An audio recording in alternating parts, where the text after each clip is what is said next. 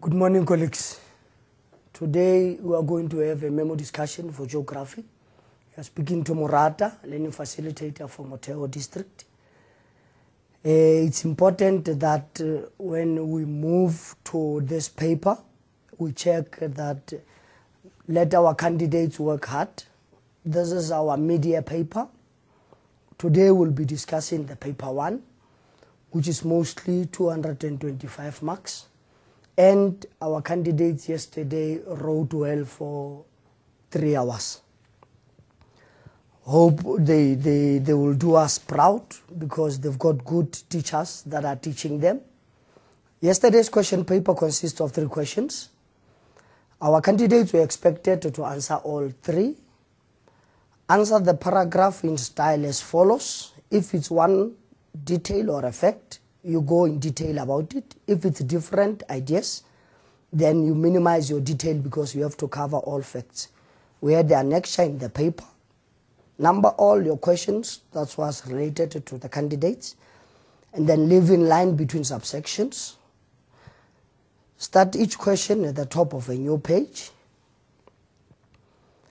And let's make sure that they don't write on the margins. Remember, we have to teach them towards the September and the November examinations. And circle the numbers of the question that we have answered from the front page. They won't do it now because we are not using the final answer sheet. Where possible, illustrate your answer with a what? With a label. This will make sure that you support your statement.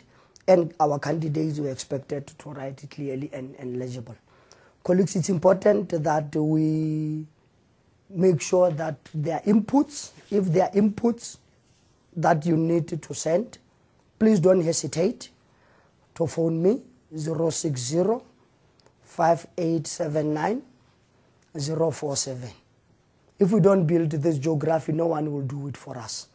And I want now to go straight into the paper and start our memo discussion. Today, we'll get a different style in doing it. We'll have a question and an answer, just to try and make sure that we are on par with the whole paper. The first section will be our climatology, which will be the weather and climate, and the geomorphology part. That will be our question 1. We have to take note, colleagues, that this symbol represents our 1 mark. Thank you for veterans, it's very clear. And this will represent our 2 marks. When we check your satellite image that was given for our learners, that is in terms of our mid-latitude cyclone, I think it's important that we must highlight it to them that this will represent our South Africa. And we have an advancing mid-latitude cyclone. Let's go straight into it. They say study this figure, which is figure 1.1, showing your what? Showing your satellite image.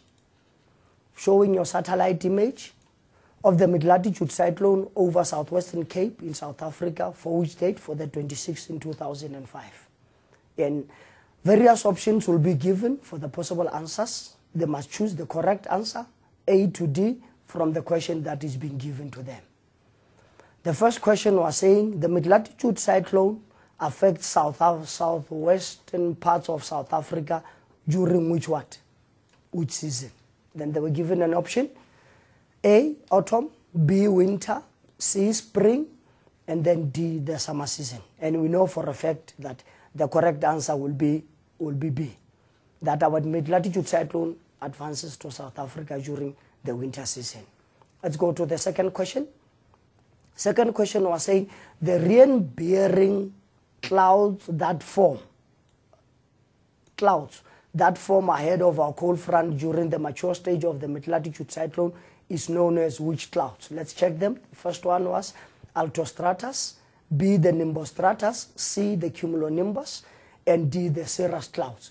Rain-bearing clouds in a mid-latitude cyclone, the correct answer is our C, which is the cumulonimbus clouds.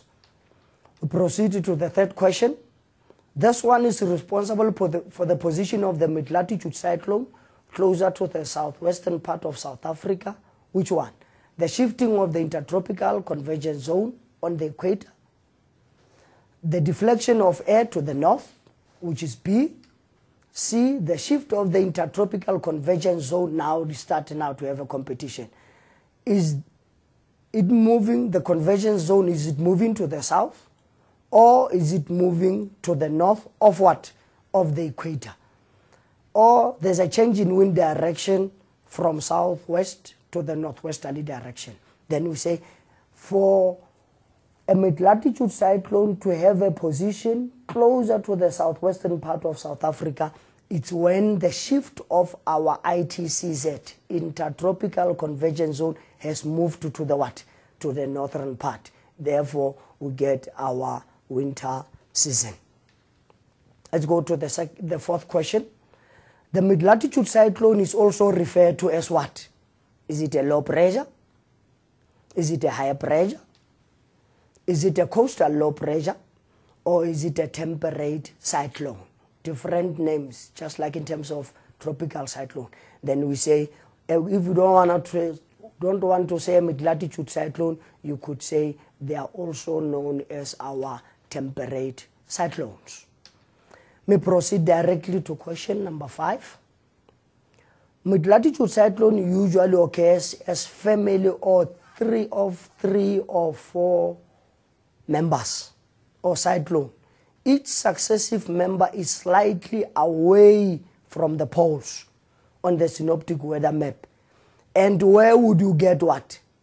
We must be very careful. This is the normal question, but you normally put here to say, yes, they move from west and they started to move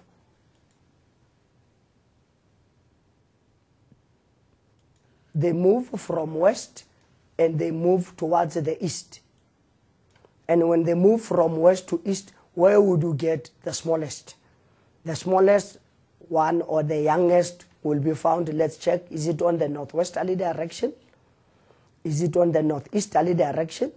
Would you get on the southwesterly direction and or on the southeasterly direction? Now, in this instance, we are looking for the youngest member that you'll ever get in there.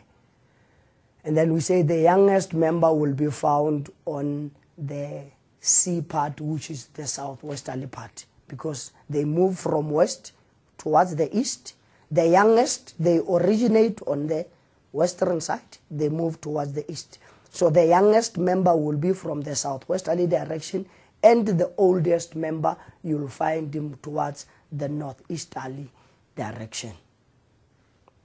Let me move to, this is not correct in the memo. When you check the memo, it says the youngest member, you find him towards the northwesterly or northeasterly direction. Please, let's correct it. The youngest will be on the western side. So we'll find the youngest on the southwesterly direction. Let's proceed. We've got the general movement of our mid-latitude cyclone. Now in this instance, we want the general direction of our mid-latitude cyclone. They say the general direction of a mid-latitude cyclone moves from where to where? Is it moving from east to west? Is it moving from west to east? Is it moving from northeasterly to southeasterly direction? Or is it moving from the southeast to the northeasterly direction? And the correct answer will definitely be our B. Our mid-latitude cyclone, they run from the western side towards the east because they develop over the Atlantic Ocean. Question 1.1.7. This one occurs when the coldest air in the cyclone is found where? Ahead. Remember, we've got a warm front occlusion and the cold front occlusion. But in this instance, the coldest air in the cyclone is found ahead of your warm front. Then we say, would you get a cold front in that instance? Would you have a cold front occlusion in that instance? Would you have a warm front occlusion, or you have a warm front? And the correct answer will be C. You'll have a warm front occlusion. Remember the sketch that we have. We say, if you've got a descending air, and behind here you've got your cold air, I'll use the symbol C for cold. C will be used for cold conditions. And then you've got an advancing warm air, and I'll use W for warm air. When the two meet, What is important here is to check the direction. Where is the coldest air? In this instance, the coldest air is where? Is behind. Is behind our front. Now, in this instance, you will have a cold front occlusion. But for this answer, you still have your wave, and then you have behind here, now is the opposite, you have your warm air, and ahead, as the question is saying, ahead here, you've got your cold air. When the cold air is ahead, then in this instance, we have our warm front occlusion. Correct answer will be C. Let's move to 1.1.8. Mid-latitude cyclones occurs between what? Of the north and on the south latitude. Is it occurring between 40 to 60 degrees? Is it occurring between 45 to 60? Or between 40 to 60 degrees? Or between 40 to 55 degrees? Or 50 to 60 degrees? The latitudinal position of our mid-latitude cyclone always occurs between our 40 to 60 line of latitude. Let's go to question 1.2. Question 1.2, now we've got your figure 1.2. Figure 1.2 shows us the longitudinal profile from the source to the mouth.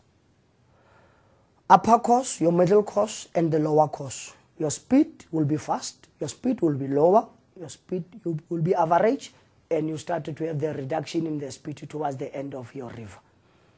Now, question 1.2 says, study this figure based on the drainage basin and the longitudinal profile. Define the term drainage basin. Okay, let's define it. The answer will be, it is an area drained by a what? A river. This is our river in this instance. And our what? Our tributaries that are joining in between. Question 1.2.2, name the drainage pattern B. When you go to drainage pattern B, we find that we've got our dendritic pattern. It's a 1 mark. It's a 1 mark. Then 1.2.3, what evidence suggests that this longitudinal profile, it's in a graded style? Remember, you've got your graded and your ungraded. Your graded must be even. We say it's because it is even or it's smooth and it has a concave profile. And therefore, there are no what? So we can check our learners. Maybe they said there are no obstacles. We give credit. When they say it is graded because it is smooth and concave profile, we also give them a mark. 1.2.4. Name the underlying what? Rock structure associated with stream pattern B. That's why I mostly normally say to them, in this instance, they must explain. They must explain your dendritic. If you explain it to say these are horizontally sedimentary rocks, these are the underlying structure, where you've got either the massive igneous rocks or the metamorphic rocks or rocks, very important, that I want us to highlight is that these structures are found on a uniform resistance to erosion. Now, this will be the underlying rock structure that you get under the dendritic pattern. Let's proceed. Your memo continues. Determine the stream order at, I'm holding the pen, stream order at sea. Remember when you're doing the stream order, we say always in terms of the stream order, and this is basically the stream order. It has 3 tributaries. We say all those that starts, you label them 1. 1 and 1 will give you 2, and then 2 and 1 will remain to be your 2. And then that's why we say the stream order here at sea, it will be 2, because first tributary with the second, it goes, increases the order to 2. This is the first order joined with the second order. Then we've got the second order, which is 2. Question 1.2.6. In which course do the river start to do what?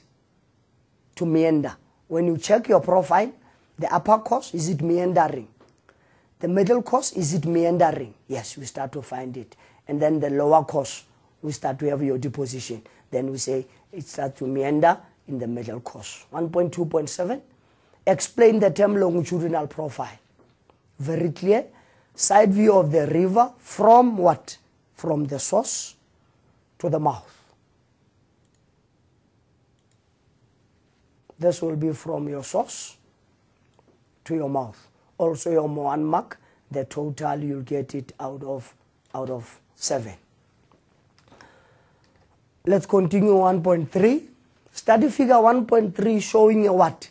A cross section through a line thunderstorm, which develops along a moisture front, or what we call your trough line.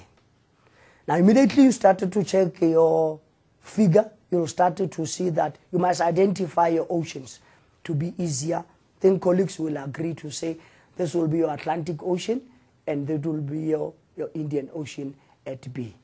Explain the meaning of the term moisture front, just like it appears in the question. A moisture front is a boundary between what?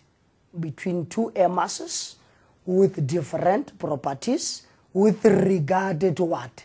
To moisture content and also with regard to temperature. Then give a 1 mark for that. It's important that they must mention to us two masses. Why? Because the Atlantic Ocean is cold, the Indian Ocean is warmer.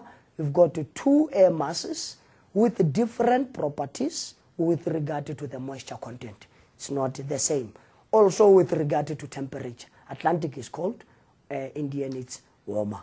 Identify the two winds at A, which will be our A, and at B, which will be through our Indian Ocean.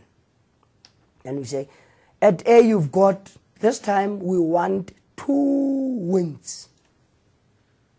At A we have your southwesterly winds, and then at B you've got your northeasterly winds.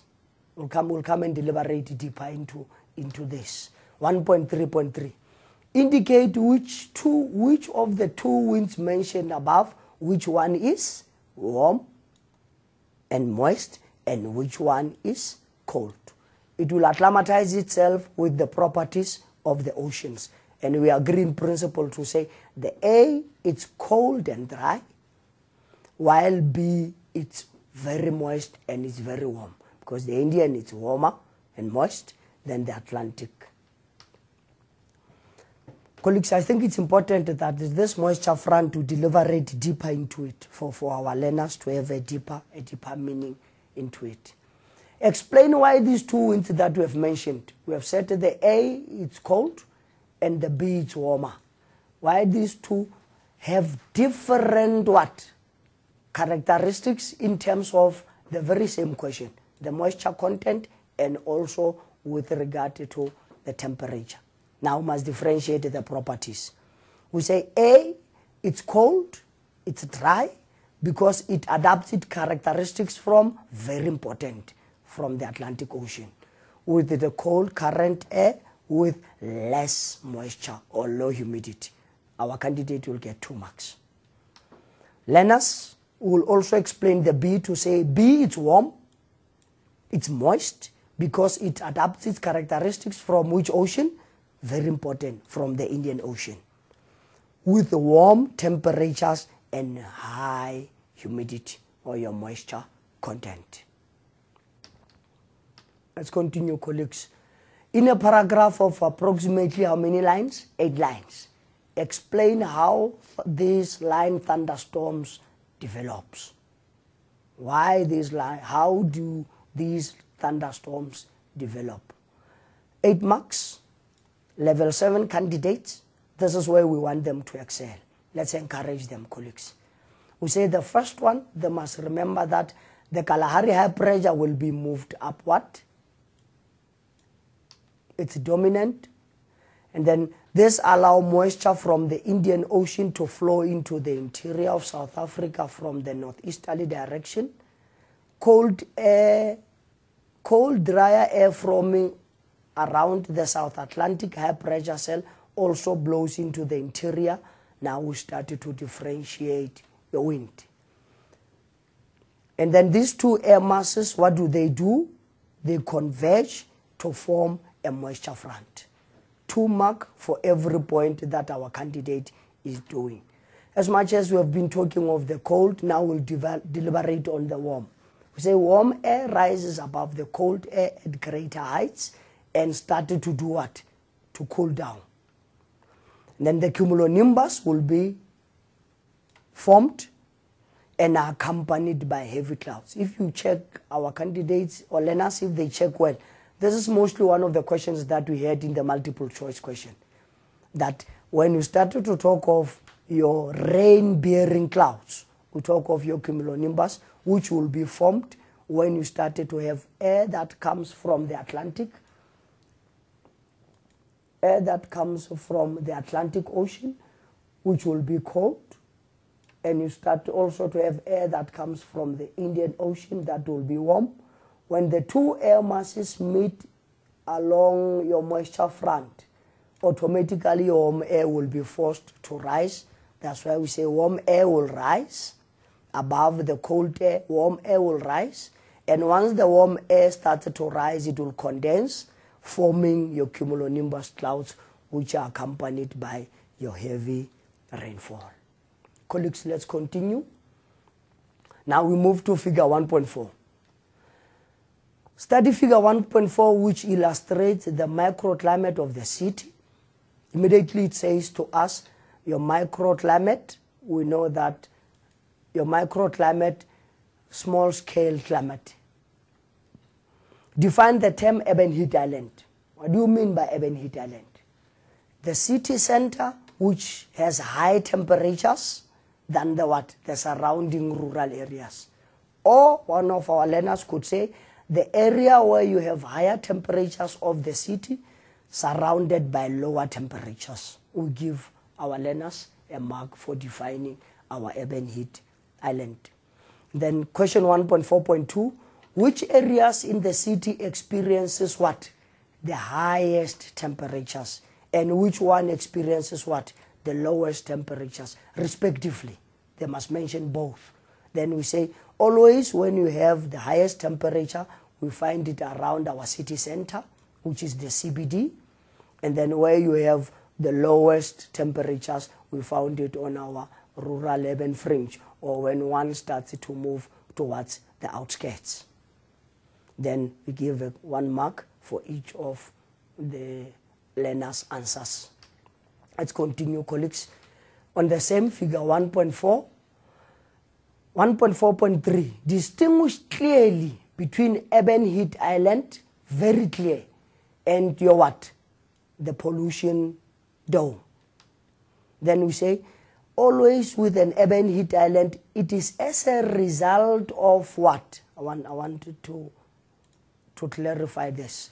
Your urban heat island is as a result of a urban heat which is extending what? Vertically. Your urban heat island is extending vertically, and this occurs when? Mostly during the daytime.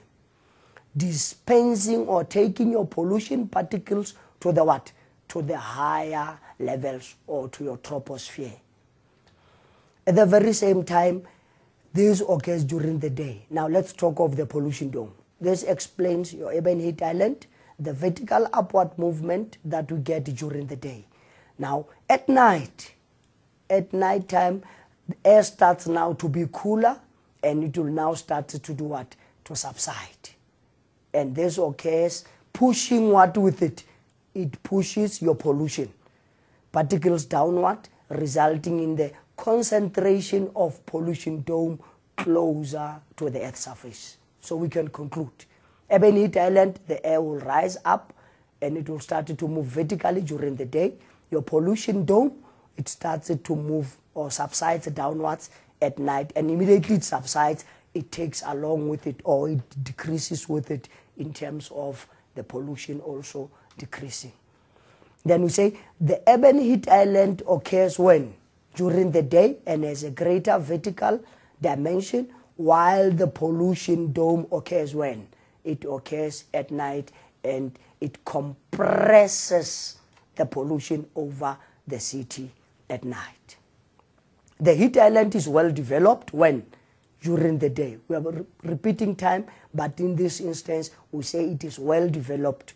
While the pollution dome is equally also well developed when? So the difference here will be the definition of it in terms of its full development. Well developed urban heat island during the day, and the pollution dome well developed at night time. The heat island represents the heat over what? Over the city. Your urban heat island, it represents your heat over the city, while our pollution dome represents what? Represents the pollution that is compressed over your air. Colleagues, very important paragraph questions for better levels to our learners. Take any one of them that is mentioned, and then our learner must get a 2 mark out of it. Let's continue the memo discussion. Suggest any one reason for the difference in what? Difference in temperature. Difference in temperature between your city center and your outskirts, or like the previous question was saying, the rural urban fringe. Why do you have these differences in the temperature in the city, and you have also different temperature on the outskirts? We say we've got more artificials that you get in the city center, like dark glass, or also your paving, which will be doing what? Which will be absorbing your heat. So if they said your artificials, we give them your credit. Building also that you get in the city increases surface area, which can start to absorb your heat. Also the 2 mark. High density of buildings, or more concentration, or like they normally say it, many buildings that you get within the city also makes your city to be hotter. Or there are fewer plants that you get within the city center that will also make your city to be also hot. Or the presence of the industries that are emitting what? Your greenhouse, that are emitting your greenhouse gases that you get within the city center. It will also make your CBD always to be with higher temperatures. Take any one of them, colleagues, and let's give them 2 marks because it's a 2 mark question. Let's proceed now to see why the outskirts are now having lower temperatures. 1.4.5 suggests 3 strategies to reduce this heat within the city center. What is it that we can do?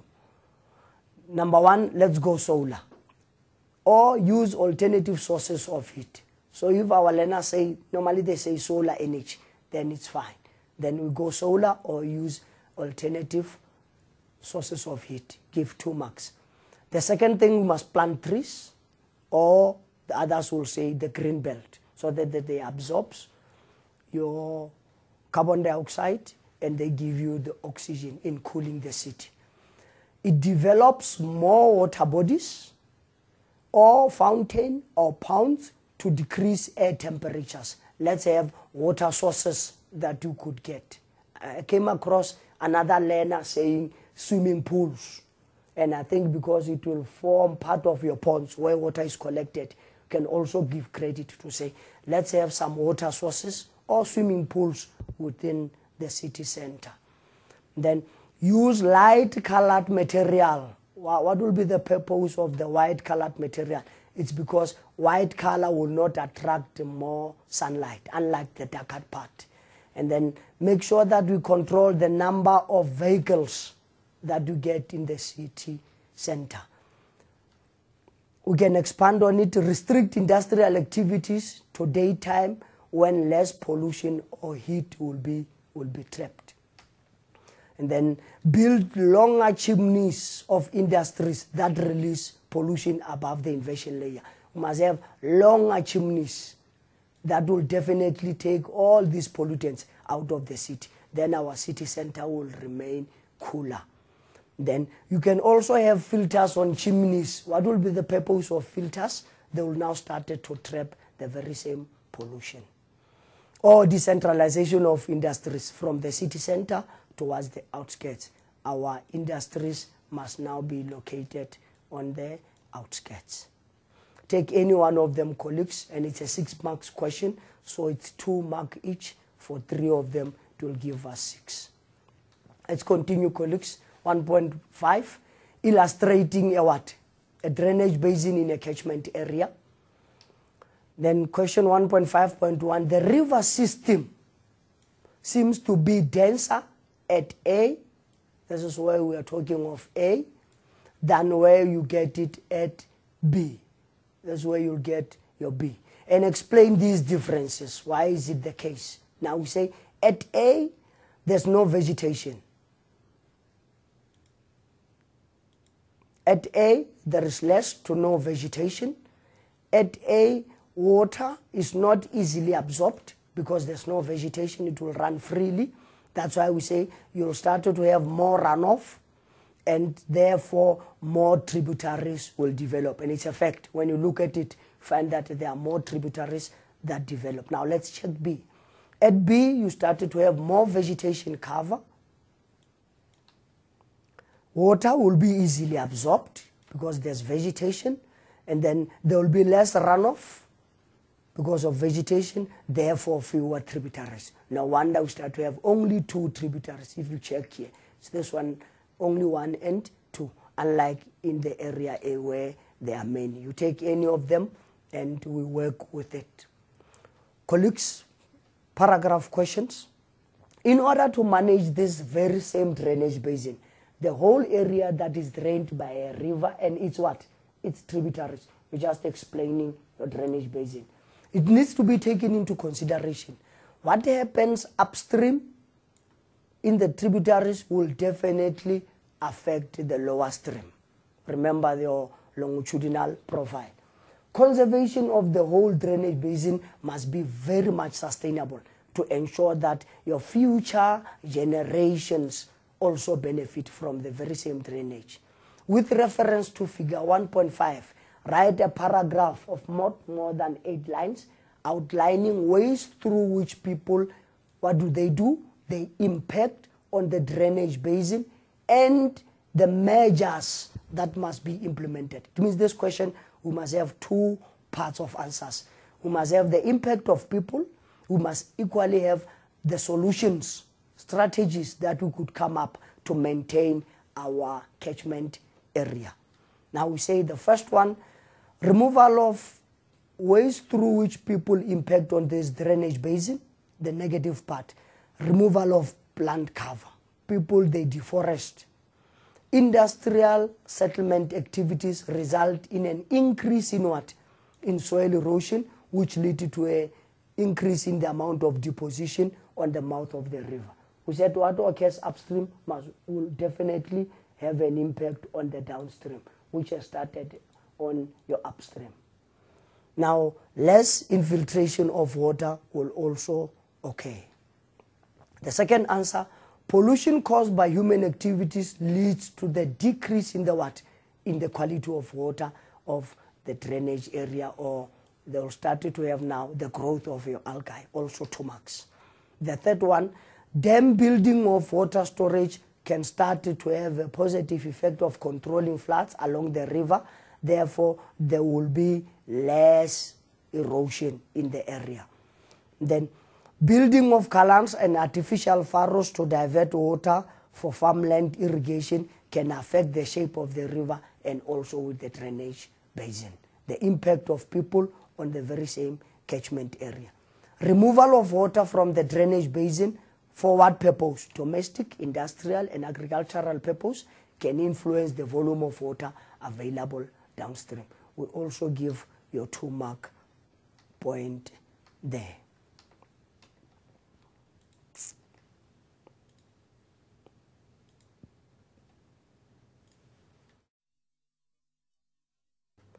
Right, now let's move to 1.5.2 when we continue with it. So it's in order to manage the drainage pattern, now we are coming to the second part of the answer. Measures that could be implemented to do what? Now we want to restore our drainage basin or our catchment area. Number one, we say, stop removing the natural vegetation that we have in the area. Try to implement your contour plowing. So if a candidate says, stop removing the natural vegetation, or you give 2 marks, even if you add, she did not add to say, implement your contour plowing. Second one, prevent pollution of the river by educating your people. There must be educational programs of training of our population or our people so that they don't pollute the catchment area or the drainage pattern, the drainage basin. Plan irrigation on the more scientific way of doing things. Move away from an old method. Let's try the scientific way of doing it. And then proper water management is important, and make sure that there is also a flow of water in the river downstream continuous. Don't divert it. Now, colleagues, let's make sure that we move to the bullet, the last one. Any 4, but make sure that you've got 1 from each expected area. Remember, we had the first slide where you started to have what is the impact of the people, now what are the solutions to it, so that they get the full 8 marks. 2 points on the first one, which will be 4 marks, and 2 points on the next one, which will also be 4 marks to give us the 8-mark question.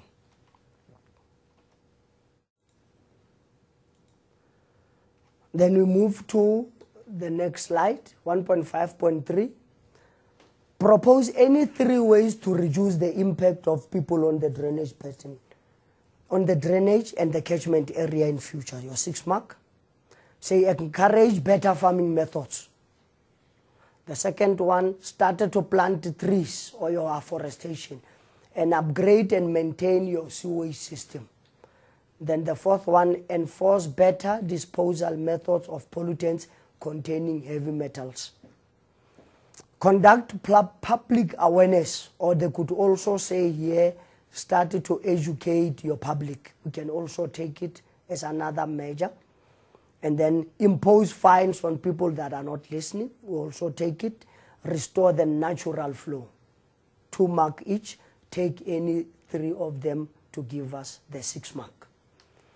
Colleagues, let's move on to the next part of it, 1.6. Look at figure 1.6, which is in front of us.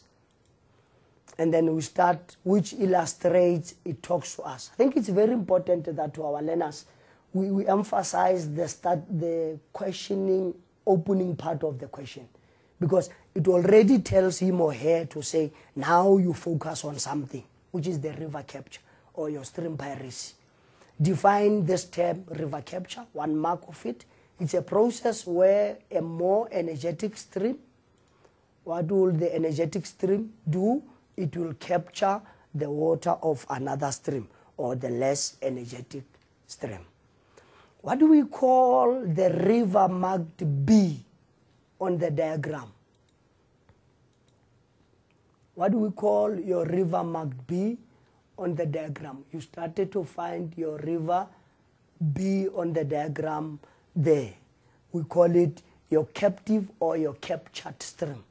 When we check the 2, you started to find that you've got your sea or your ocean.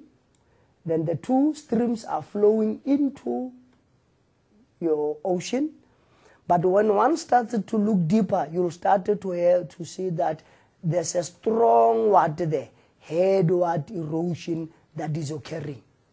That your stream B is moving towards stream A slowly and surely. And this is before, and when you check the after, you'll find that definitely stream B has now started to move into stream A. And when you check here initially, you'll find that the 2 streams were separate from each other, especially when you can check along C here. Along area C here, you'll start to find that they are not joined. But when you move in here, you'll find that they are joined. Now it is joint stream. Then we say at B here, you have your captured stream, the one that has been captured. And then the river C is involved in an active headward erosion. Differentiate between headward erosion and your downward erosion. Now we differentiate between the two. We say headward erosion is responsible for the what? For the lengthening. Your headward erosion is responsible for the lengthening. Maybe I should get another color.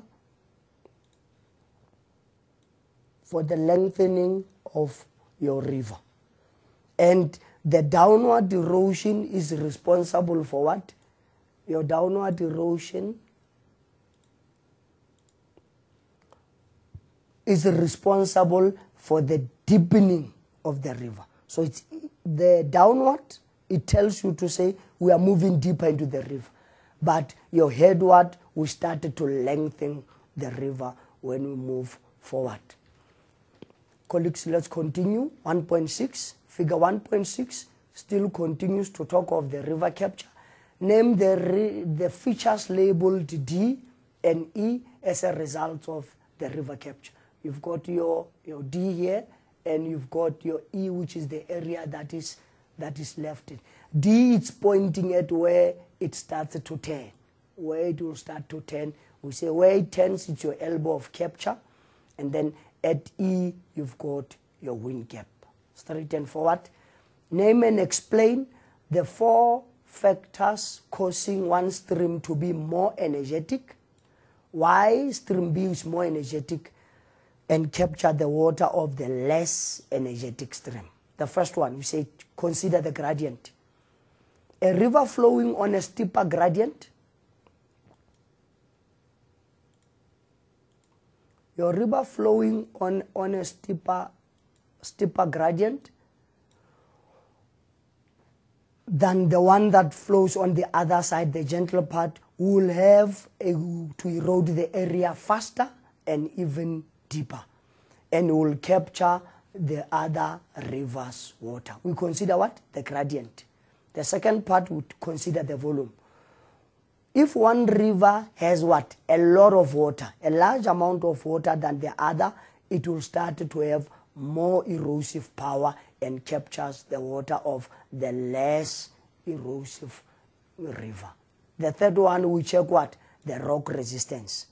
A river flowing over the less resistant rock will erode deeper and more quickly. One over more resistant rock will start on the other side of the watershed. Its water will start to capture its water when the river flowing over the less resistant rock.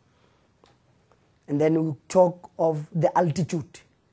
When one river is flowing at a lower altitude than the other, it will flow faster and capture the water of another river and start to erode the watershed flowing at a higher altitude. This will take me to say our question 1 will now be complete in terms of the section A of it. Now we move to question 2, colleagues. Question 2, it says, choose from the column that is given and the description of the column A. Write down letters A to H next to the question in your answer book. For example, 2.1.6, then they must start to give us the letter that is correct. Streams that have the source in a what? In a high rainfall area, we call them your what? Your exotic rivers. Rivers that river flow that occurs on what? On thin layers, you've got your laminar flow. Colleagues, let's try to take this method into consideration, that some learners, they write letters correctly as the question is saying, but others are writing answers. So let's also have on our memo an allowance to give them answers. If they give correct answers, then we must also give them credit and not penalize them. The upper limit of the groundwater, we call it your what? Your water table. River that flows only after heavy rainfall. These are your episodic rivers.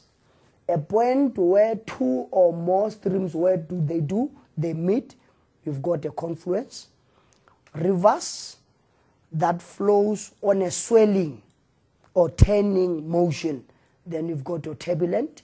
Rivers that flow all throughout the year.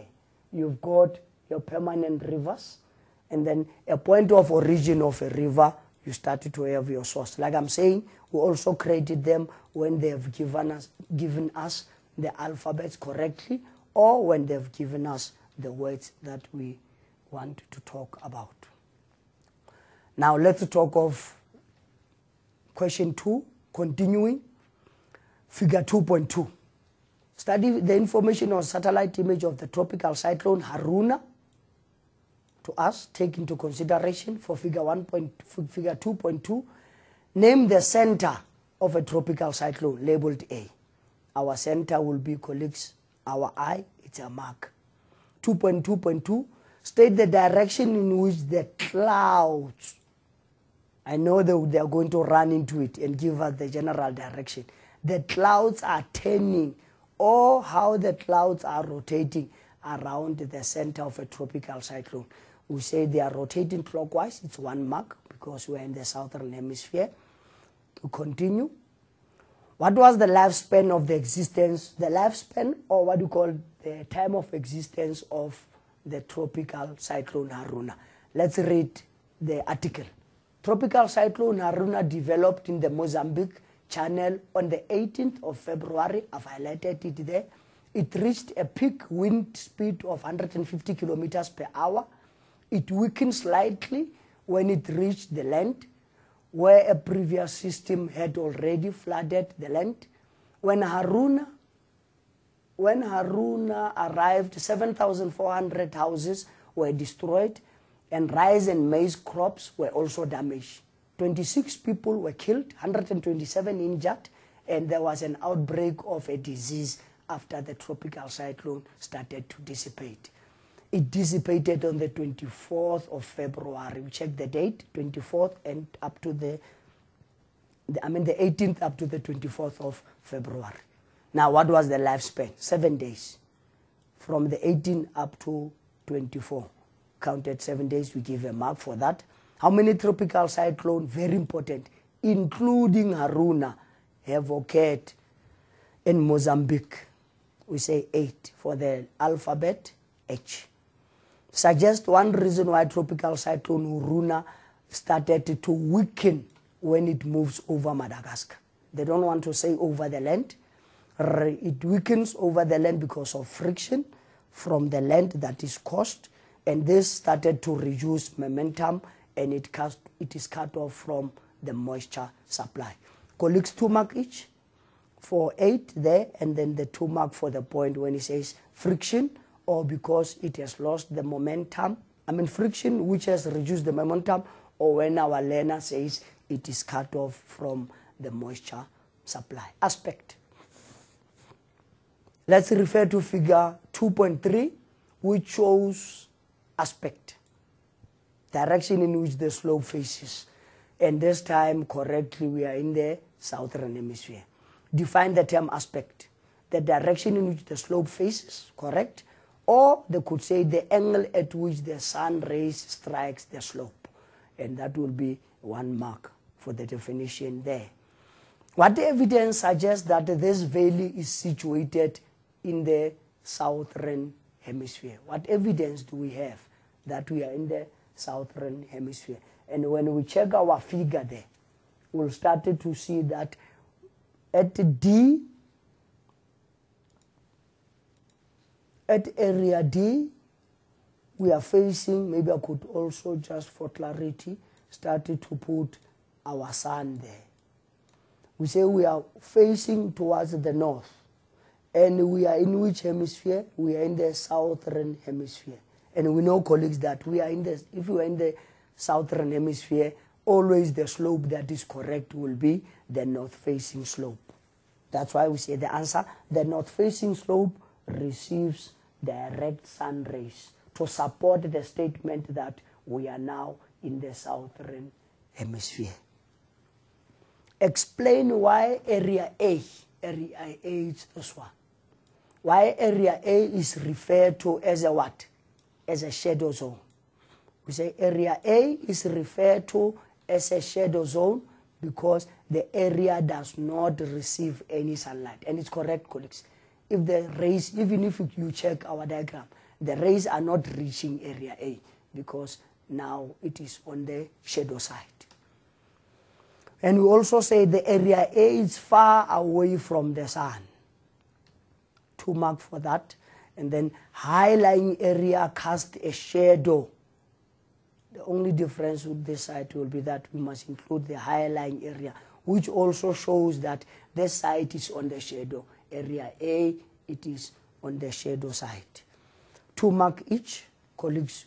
That's why we have given 2 points for that. Explain how wind B will develop during the day. Check wind B. And the arrow tells us a lot to say, is this the katabatic or the anabatic? Air starts to move upslope.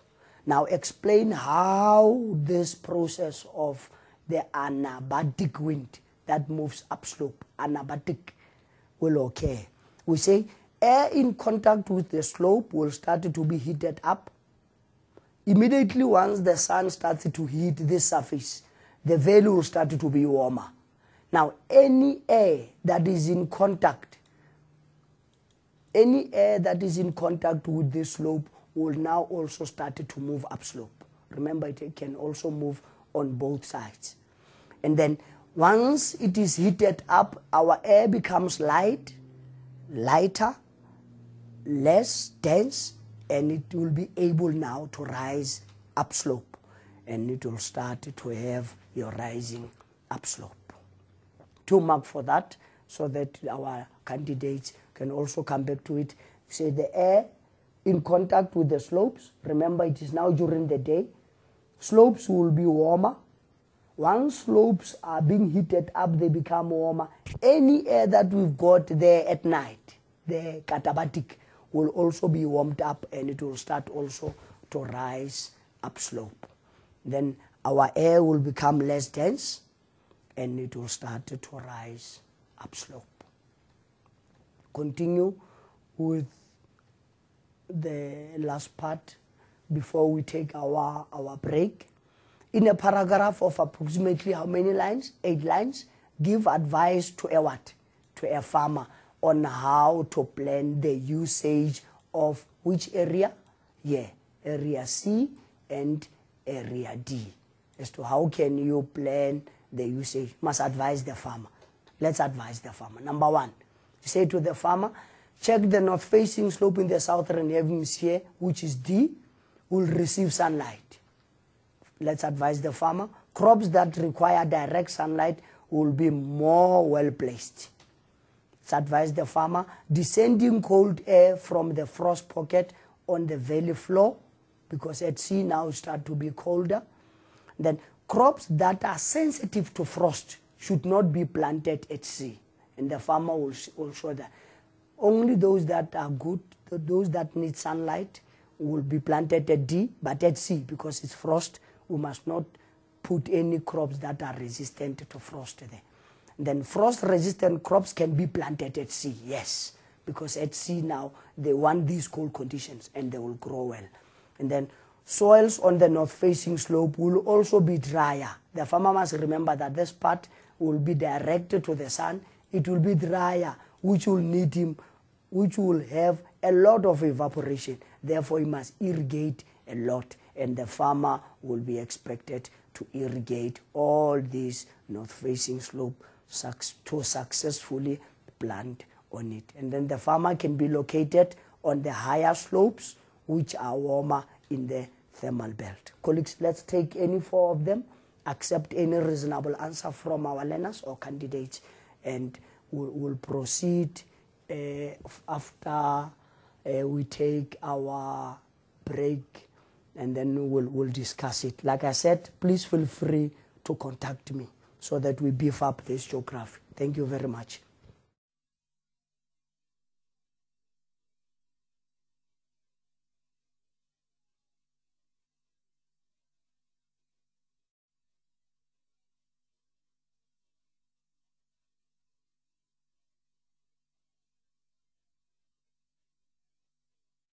Welcome back.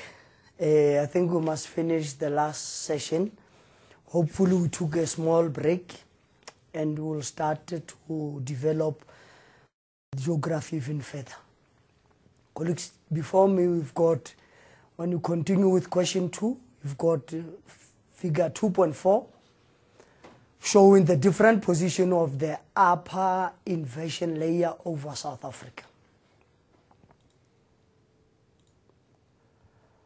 Now, the first question, 2.4.1, it says, define the term temperature inversion.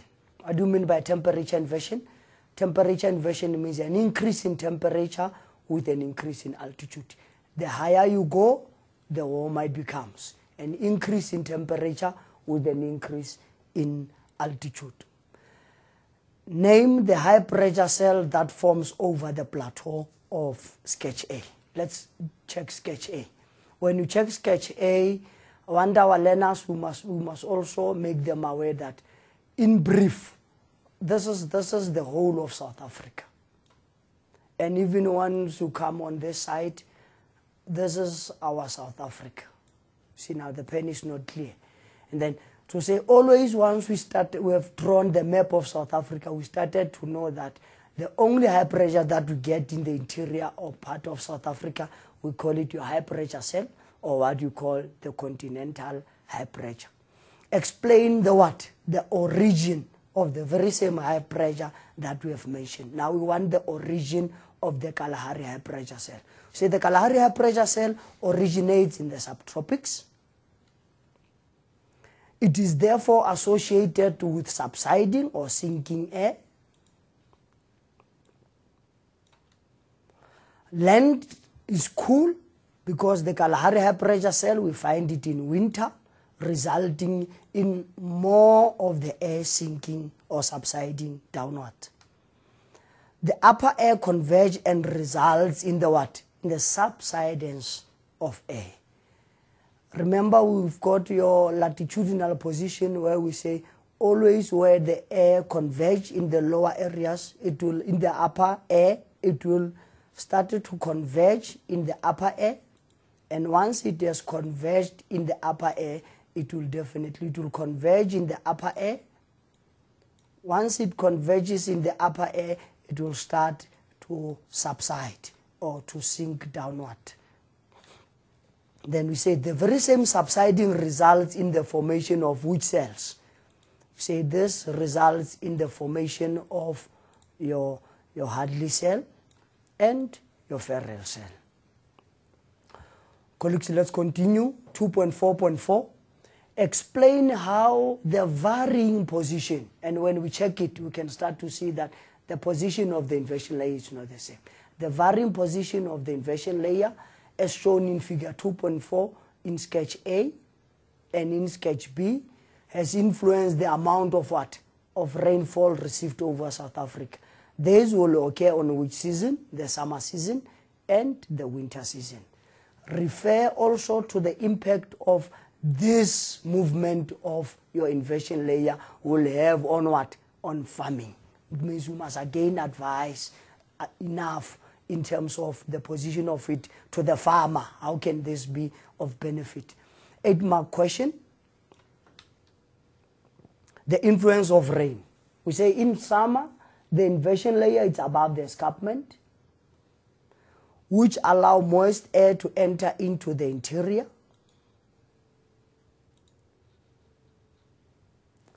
To be carried over the interior, the moist air from the Indian Ocean to enter into the interior, and the results will be high rainfall. Very true. And we make a conclusion to say this inversion layer will be for our summer season. Then moist air is able to enter into the interior. It comes from the Indian Ocean, and then the inversion layer is definitely above the escarpment. Once it is above, then for the farmer, we can advise him to say, during summer, you'll get rainfall. Now, let's say, in winter, what happens? In winter, the inversion layer is below the escarpment. We can agree to say, I'll make a W for winter. And then in winter, the inversion layer is below the escarpment because strong subsiding air, you can even check these arrows, strong subsiding air that you get and moist air prevented to reach the interior, and the results will be stable conditions, or there will also be no rainfall. And when you check the sketch A, you'll start to see that you also still have the Indian Ocean. Moisture cannot reach the interior of South Africa because the inversion layer is now being subsiding, or it's been suppressed by this subsiding air. It's being suppressed downward, and then the results, what will be the results here? We started to have the drier conditions. That's why the interior of South Africa, we don't get rainfall, reliable rainfall for farming during winter. But here we said inversion layer will rise. We've got your Indian Ocean, moisture will be able to enter into the interior, and you start to have the results of rainfall there. But in this instance, you'll have stable conditions, or where we have no rainfall, but in the summer season you get your own rainfall. What will be the impact to the farmer? Number one, we say in farmer, due to high rain, variety of crops can start now to be grown. We can start to grow variety of crops that you get because there's rainfall. Number two, our animals will start now to graze well because it is summer and you'll start to have more rainfall. And then now the opposite. What will happen in winter? In winter we'll start to have drought-resistant crops are planted, and the farmer is restricted in this or in her own choice because of the very same drier conditions. And then the farmer can also go to say it's winter, okay, now I'm going to change type of crops. I'm going to put now drought-resistant crops so that they can start to grow even well. Then stocks can be fed during the lower rainfall in winter, which will be the impact. Remember, there will not be any rainfall, so you'll have to feed his own animals during the winter season. Candidates should mention the position of the inversion layer. Where is it? Is it high above the escarpment or low above the escarpment? And what will be its effect? If it's high above the escarpment, there will be rainfall in the interior because moisture will pass through. If it is below, there will not be. Then the farming activities should also include, must advise the farmer during summer and also during the winter conditions. Learners should indicate their understanding of the influence of the pressure cell over South Africa, which is the impact that we have tried. Colleagues, let's give each candidate 2 marks. That's why we must also take a reasonable answer, even though it's not clearly as it is now, but it should be very clear in terms of the understanding that you are getting there. Now let's refer to figure 2.5. Refer to figure 2.5, which shows the fluvial features. These features are found in different courses of the map: upper course, middle course, lower course. Identify feature label B. We are now here. B, we get what? It's a waterfall. Water will start to fall downstream. Your waterfall,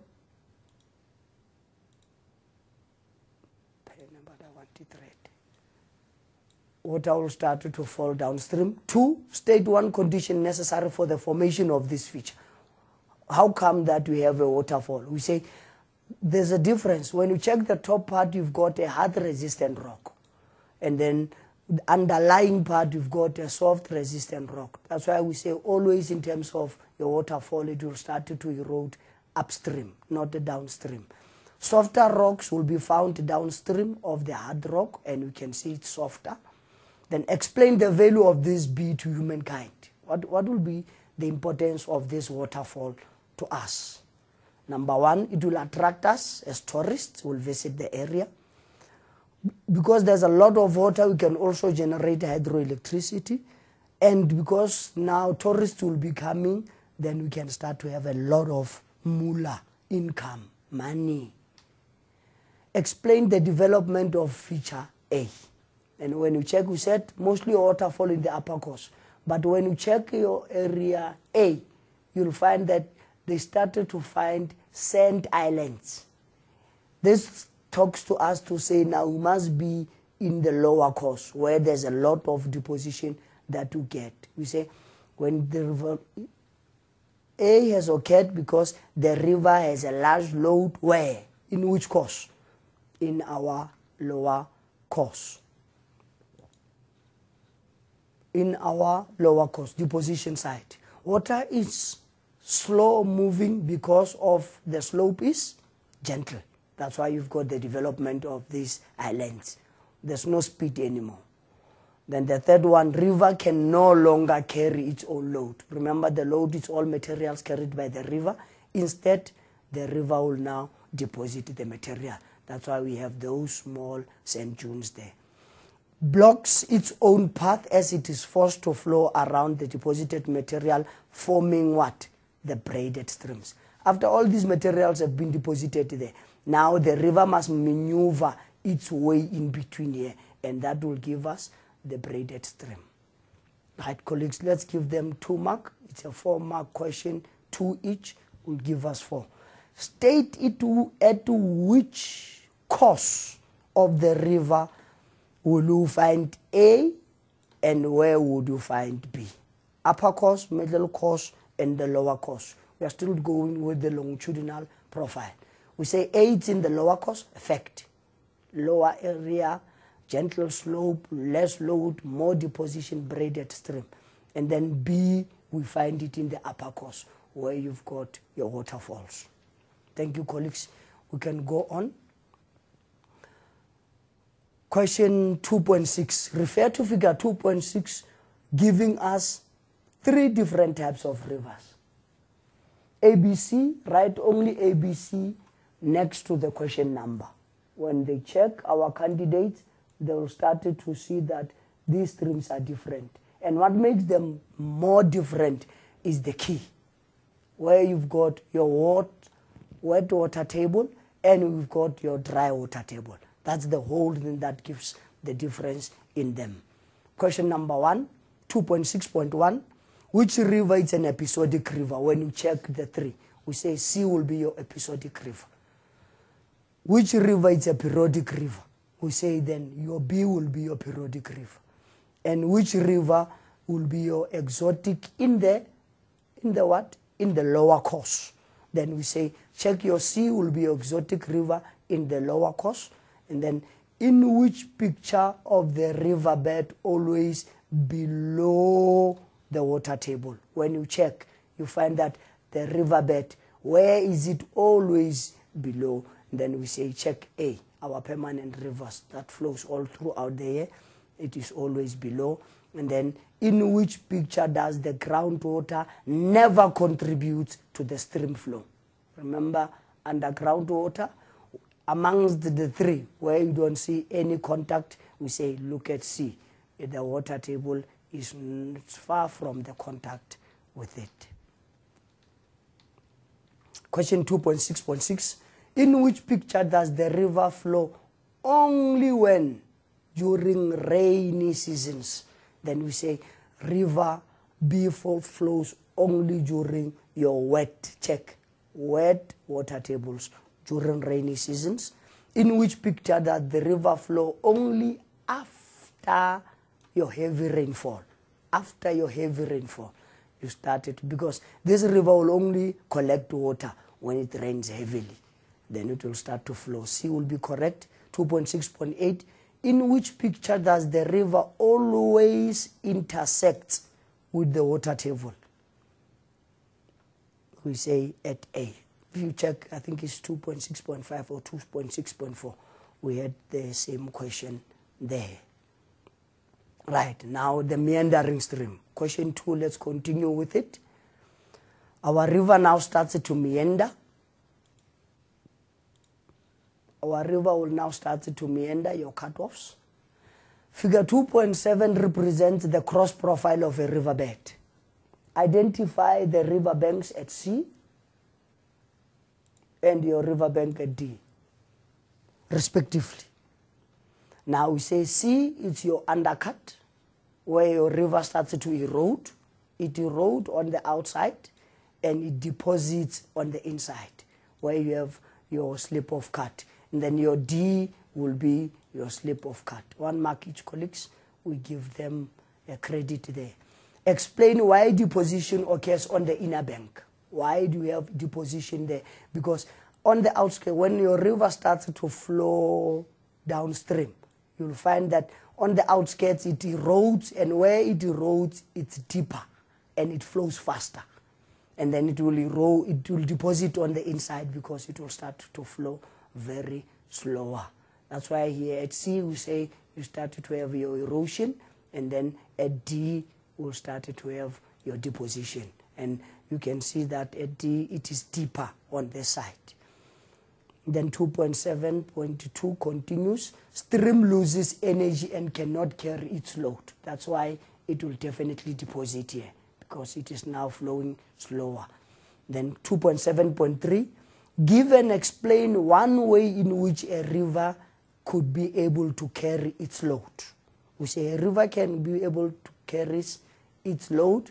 Sometimes the load is very much fine, soluble particles that have done what? That has dissolved in the water. And because now it's a solvent or a solution, now it can be carried easily. Or they can be transported in a form of a solution or in a form of fine solubles or very light particles. And then fine solubles is carried in a form of what? Remember, suspension, attrition, in a form of suspension. Because they are light, they can be carried easily, and it transported as a, what you call what? Your suspension load. Or particles, sometimes you find them to be very heavy, like your gravel, like your sand is lifted and it will be deposited. Then they will, what will be the purpose of these large particles? They will be bouncing along the bed of the river. Then we talk of your saltation load. This is how you can transport your materials. And then large stones and rocks are rolled where? Along the bed of the river. And is transported as what you call what? The bed load, or what? The traction load. Refer to any one of them of the transportation or the method, either the transportation or the method that the learner, solution load, suspension load, your saltation load, or your traction load that the learner has given. And then refer, the velocity might also increase, and the water cannot negotiate the bend, and it bursts its own river banks. Colleagues, let's continue with 2.7. Figure 2.7 represents your cross profile of a riverbed. Explain why flooding is most likely to occur after heavy rainfall. Why do we have floods? Because the river is flowing very fast. The water cannot negotiate its bend, and it will start to burst its banks. Question 2 will be complete, colleagues, where we started to have our 75 marks also for our learners. Remember the challenge that we have with climate and weather. Your section A, climatology and geomorphology, let's drill them even further. They can also play around with these slides. You ask a question, they answer. You ask a question, they answer. You ask a question, and give them the CD so that they can also learn at home and ask themselves each question, then answer each question. I think they will enjoy it even further. Let's go to section B.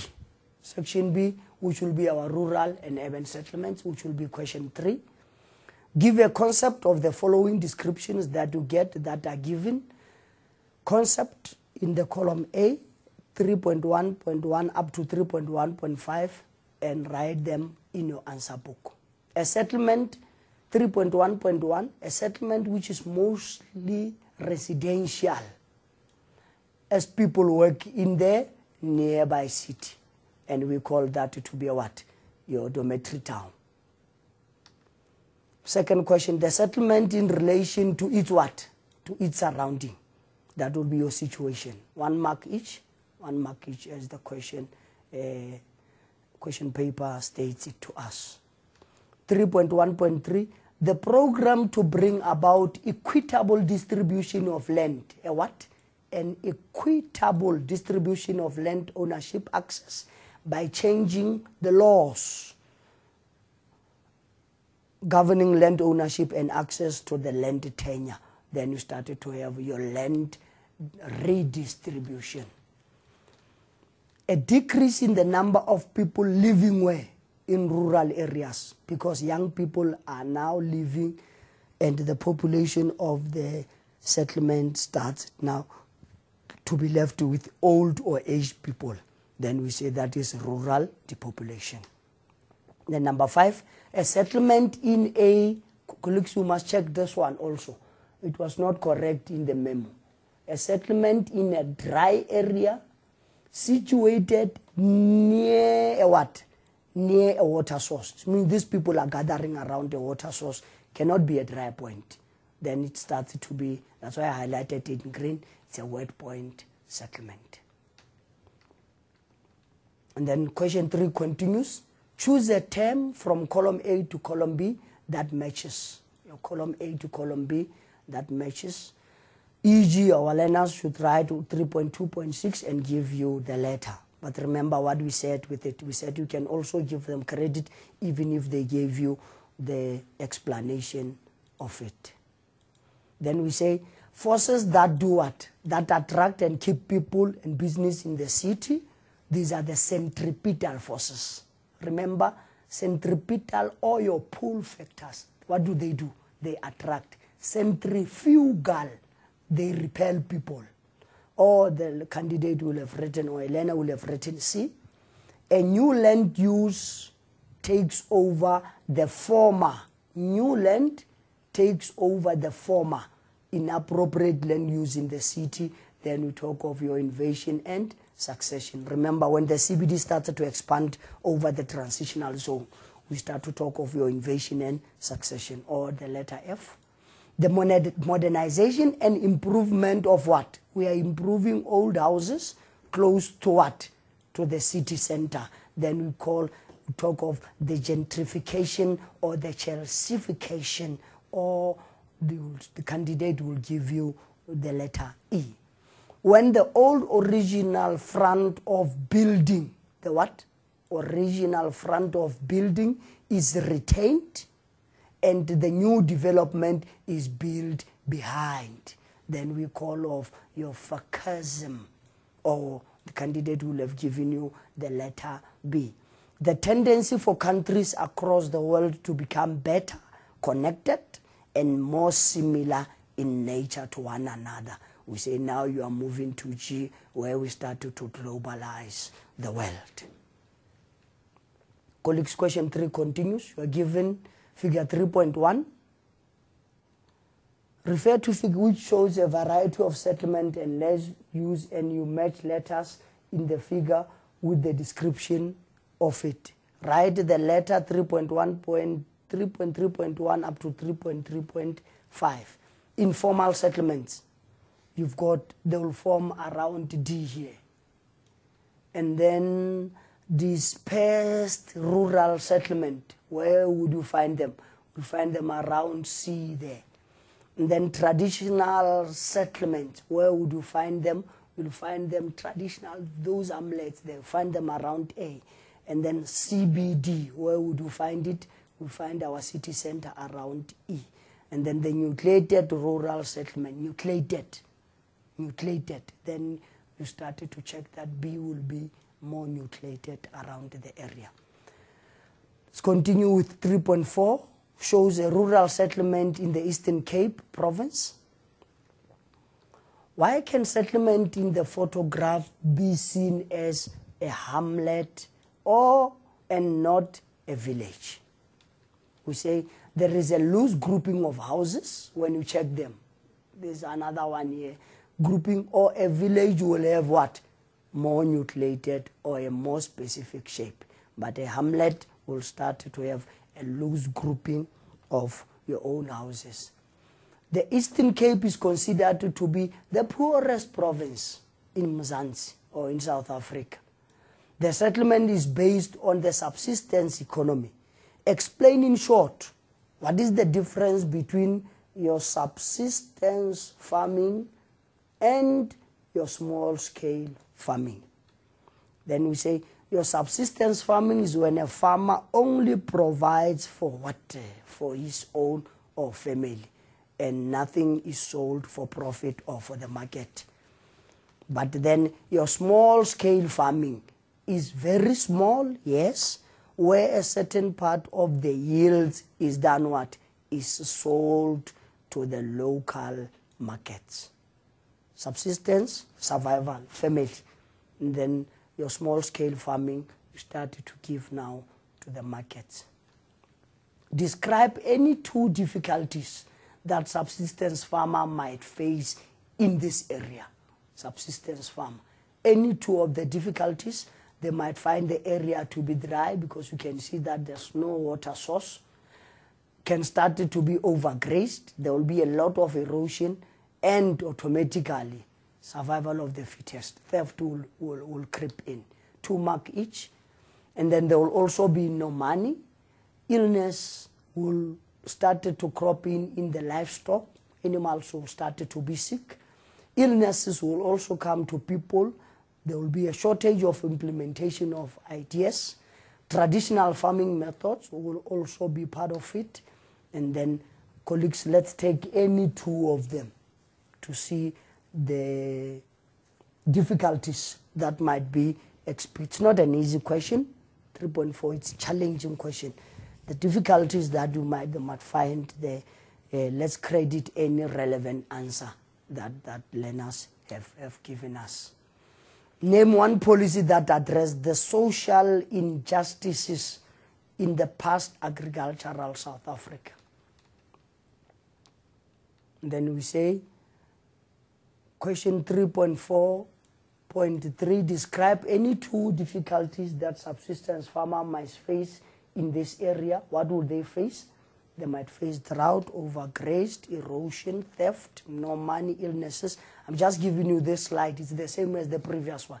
Just that this one, it's now moving downwards. Then this is the question that I wanted, 3.4.4. Name one policy that addresses the social injustices of the past in the agriculture of South Africa. How can we address the injustices, inequalities? We introduce the land reform. Integration of sustainable rural development. It's improve our rural areas. Take any one of them to remove or to address the injustices of the past. 3.4.5, why would many of people in this settlement rather move to the city like East London? Give reasons why would they want to leave this area. Why are they moving? Simple terms, the push factors. There's no work, financial shortages, aging population, lack of basic facilities like schools, lack of proper education, and little for young people to do or nothing. Bad medical facilities. Take any three and take any relevant answer that our candidates might give you to answer that question.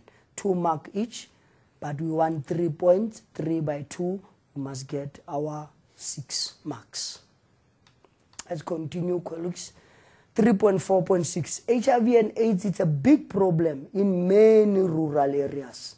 I think this is a fact. Describe in short how it has a negative effect on the households and on the economy of the rural areas in the Eastern Cape. Then we say, once HIV and AIDS creeps in, we started to have parentless families, families without parents. Young children have to take over. That's why we call child-headed families. And then breadwinners have now died. We start now to have a financial crisis. Other people in the households might even get sick because of HIV and AIDS. And then there will be huge financial implications if they are not there anymore. Then farmers sometimes are too weak to work on land, but this will not refer to the farm owners, but the laborers. because they will be sick. Now we started to have food shortage. This is what food insecurity. Take any three of the possible answers as to how can HIV and AIDS have an impact, especially the negative one, on the economy of this farm. Question 3 still continues. Now we are coming level 7 questions. Level 7 questions, very important. The settlement in the photo, approximately how many kilos? 1 kilometer from the ocean, on a fairly undeveloped area. Now we talk of the key. Agenda 21 was adopted in 1992 by 178 countries in the UN. This relates to the sustainable development and the human impact on the environment. Discuss in a paragraph, approximately 8 lines, how this resolution of Agenda 21 can be implemented in this area in order to ensure that the settlement can become self-sustainable and put to an end of rural depopulation. What can we do to stop people to move to urban areas? Agenda 21. Number 1, we say encourage consolidation of subsistence farms. They must now combine them, introduce the one that we have just talked about, small-scale farming, and sell to the local market, and replace this with your subsistence farming. Government must provide incentives and training to the farmers to help to increase their what? Their profit. On small scale, they must introduce genetically modified crops or food so that they can start to last longer, especially when the conditions are now different. Introduce rotation.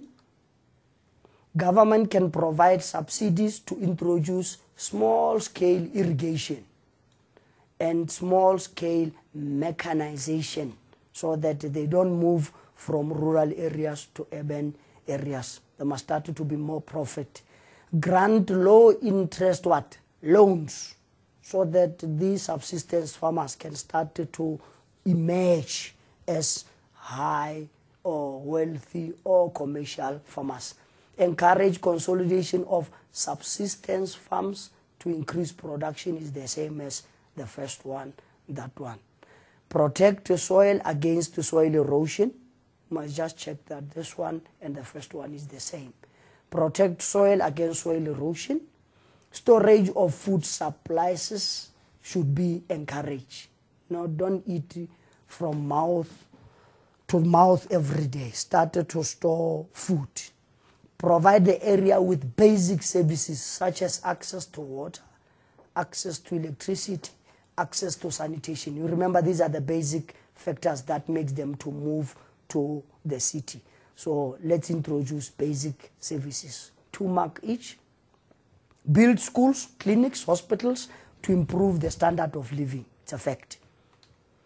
Improve the infrastructure to connect the area with other towns. Very true.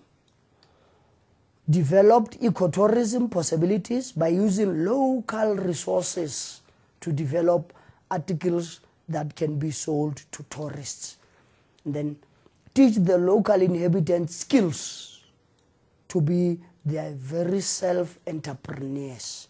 And then support the informal traders and provide them with shelters and small loans to start their own businesses.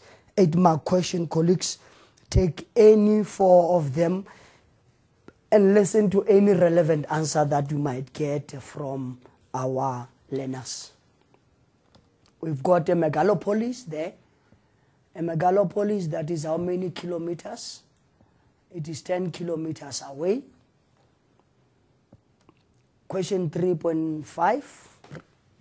Rapid urban expansion has a major impact on large cities in South Africa. Refer to figure 3.5 and see how this is impacting of it.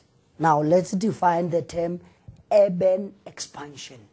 What do we mean by the concept urban expansion?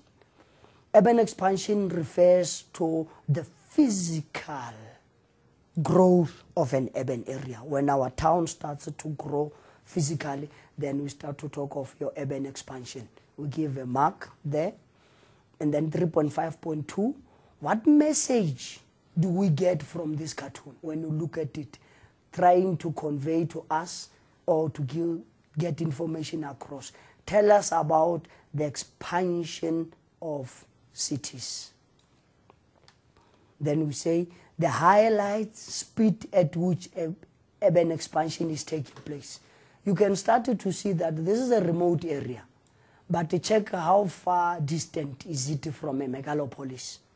It's because of the urban expansion, the rural people, and it's written here, we are waiting for the city to come to us. Urban expansion, physical expansion of the city, and very true, it is expanding day in and day out towards them.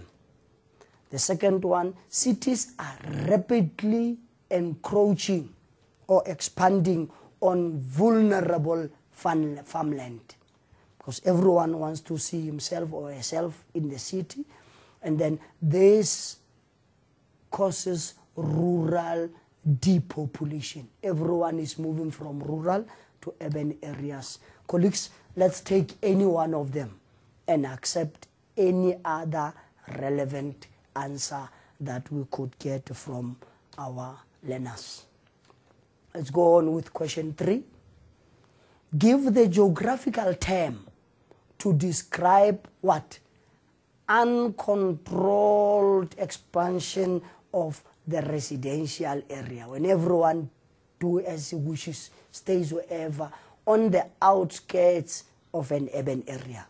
Geographical concept, and that will be an urban sprawl. Remember, urban expansion, physical expansion, but immediately you give a term for an uncontrolled expansion of residential areas.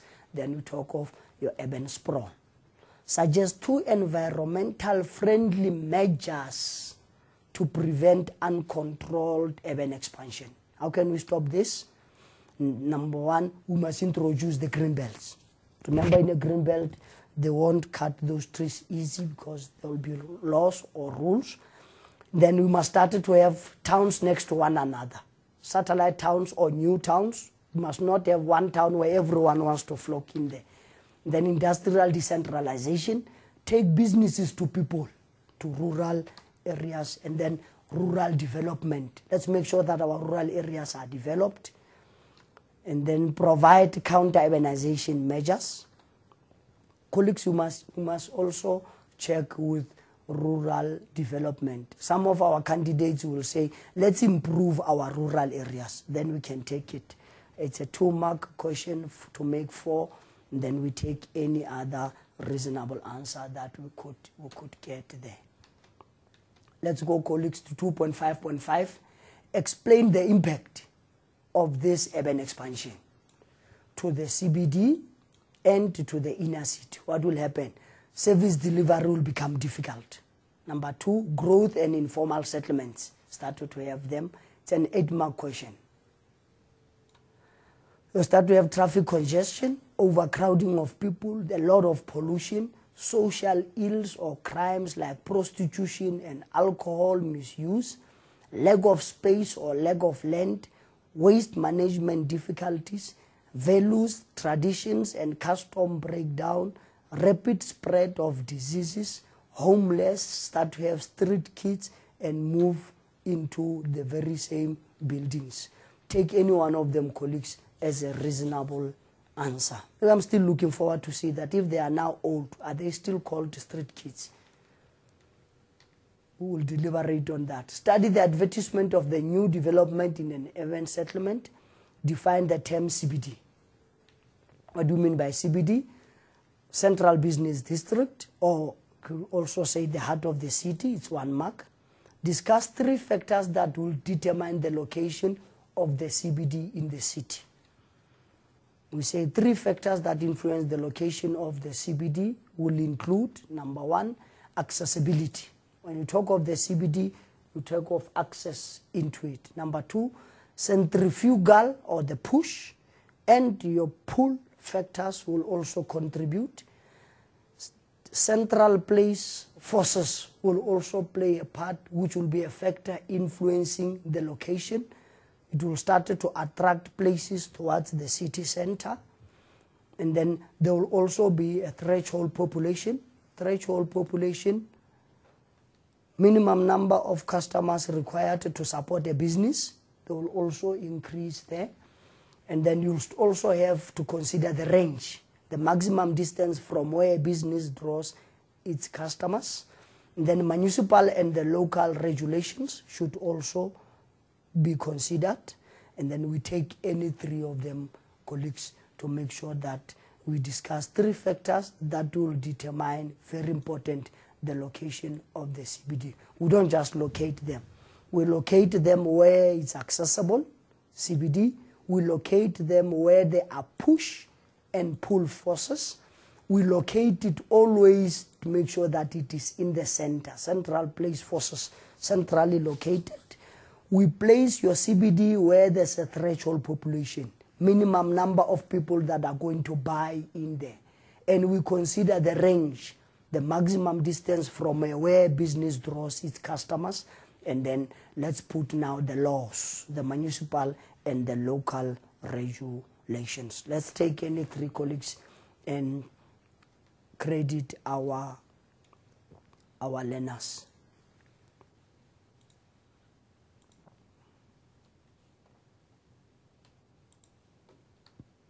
Then we move to 3.6.3.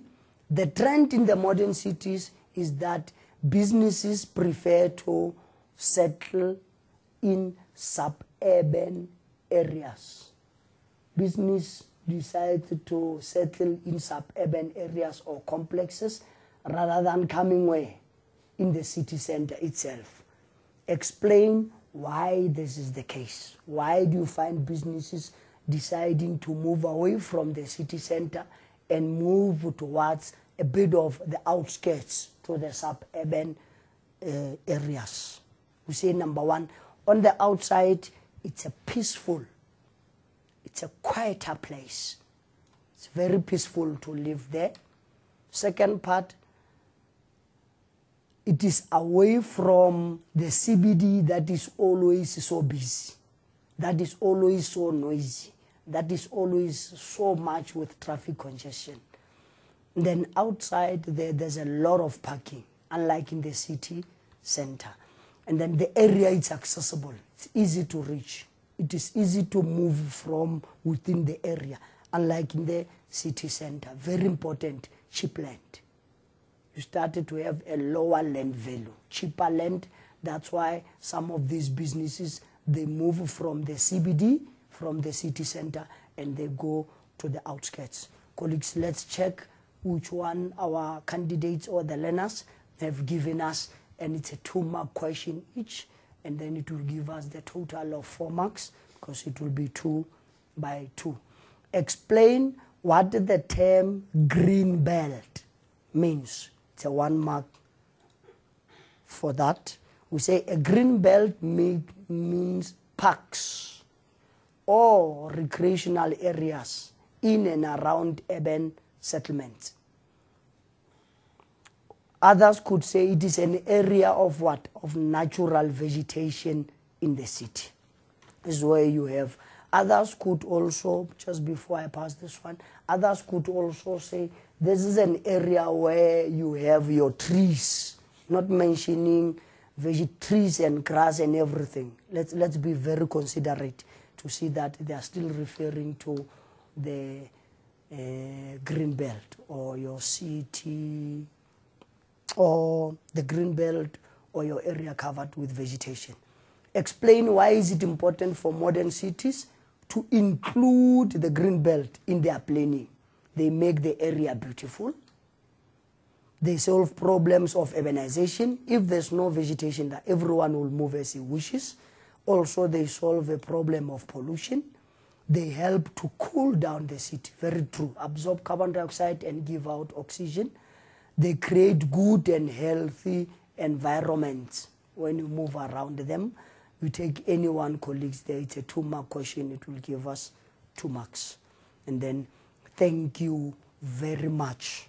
And I say God bless those who keep their lights alight while others are asleep. Let's mark them and make sure that we plant back to our community. Thank you very much, colleagues. Like I said, please don't hesitate. Don't hesitate to talk to me. These are my numbers, 060-5879-047. Please, it will be a pleasure to have your input on day-to-day basis. Thank you very much.